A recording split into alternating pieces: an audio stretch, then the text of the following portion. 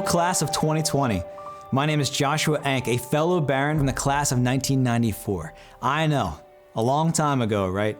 But before you tune out this gray-bearded guy that you never met, please allow me the honor to inspire you on one of the most important days of your life.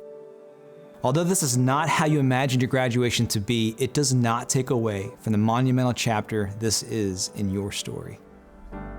More than any other class in recent history, you know what adversity is all about. And yet here you are. You've persevered. Congratulations. But outside adversities will not be the most threatening challenges in your life. Your biggest challenges will be in here and in here.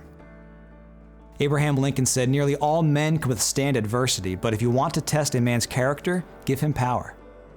Now, character, it doesn't just happen overnight, believe me. In the back of my yearbook, you'd see that my aspirations were rather, I guess you could say, shallow. We're going to skip the whole being a bartender with John Phillips in Vail, Colorado bit, and just jump to the one that says, seeing my name up on the big screen. Since the moment my parents bought our very first VHS video camera, all I wanted to do was make movies or be in movies. When I'd watch people watching my cheesy little films, I discovered there's a power in storytelling. With character, conflicts, and underscore, I can influence people to laugh, cry, and even cheer. And I'll never forget the reaction of my favorite high school teacher of all time, Mr. Keller, who gave us an assignment in his creative writing class. I chose to make a war movie called Torn Apart. As the credits rolled and the lights of the classroom turned on, Mr. Keller walked right up to me, his eyes wet with tears. He grabbed me by the shoulders, looked square into my eyes, and said, "You have a gift, man. Use it." And I felt something ignite deep inside of me that set my imagination soaring. The endless stream of movie ideas would keep me awake at night, and nearly every school assignment became another adventure in storytelling.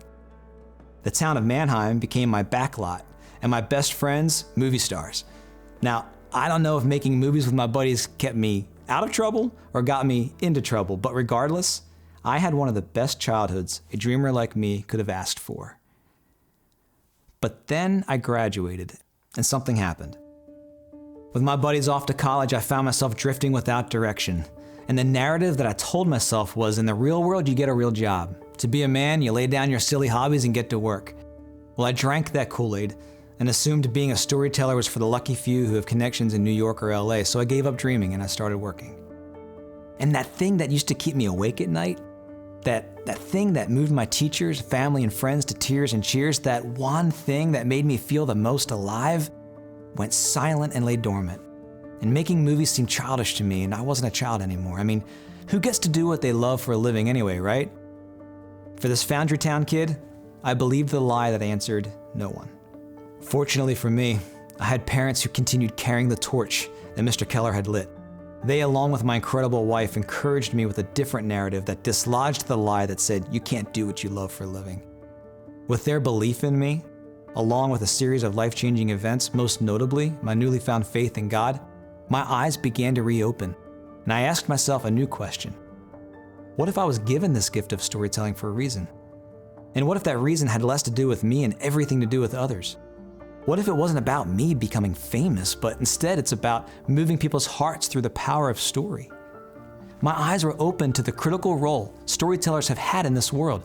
Who are the ones that design the banners we pledge to? Who are the ones who write the anthems that inspire a nation? Why was it said that the pen is mightier than the sword?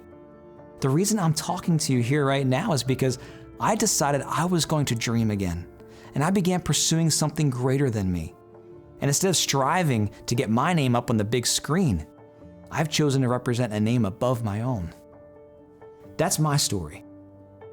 Your story is young, and a new chapter is being written right now. Listen, there's a purpose and a plan for you, every single one of you, and it's rooted in a natural gift and ability deep inside of you. It was there when you were born, and it'll be there when you die. And most people, they never acknowledge it's there, or if they do, they deny its significance. But I believe it's the key that unlocks life. And if you quiet the noise around you, you'll find it. As you launch from this moment, yes, the sky is totally the limit, and I want each of you to aim high, shoot for the stars, but just know, not every star is meant for you. And you'll be the happiest and most fulfilled when you acknowledge and honor that core gift and ability inside of you. And there is nothing more attractive to the world than someone who knows who they are and knows who they're not, and uses their talents with humility. For me, as a daily reminder to remain humble, I have a quote from President Reagan in my office which says, "There is no limit to what you can accomplish if you don't care who gets the credit." So what keeps you awake at night? What makes you feel alive and sets your imagination soaring? For some of you, you already know what that is. For others, it might take a little while until all those stars align. Look, when I graduated, I never thought in a million years that I'd use the gift of storytelling at Sight and Sound, producing and directing biblical musicals, and leading the most amazing team on the planet, and loving every second of it. In my yearbook, it wasn't about being a famous Hollywood actor that drove me. It was the power story had on people's lives. And when I got my priorities right, that passion, along with the gift in me to tell stories that mattered, made way for my future. At the beginning of this speech, I quoted Abraham Lincoln. "Nearly all men can withstand adversity, but if you want to test a man's character, give him power." Before Lincoln liberated an entire race of people, he himself was first liberated by acknowledging his God-given gifts and abilities, igniting his life purpose, and then choosing to use his power not to serve his own interests, but the interests of humanity. Graduating class of 2020, because of the unique way in which you are entering the world, you've already been given a platform of influence. When you combine that with the gift inside of you, you will find yourself wielding tremendous power. How will you choose to deploy it? Will you use it to exalt yourself, or will you use it to inspire the world? Knowing the town you come from, I'm convinced it'll be the latter. Congratulations, class. It's time for you to leave the hallowed halls of Manheim Central and start writing your next chapter.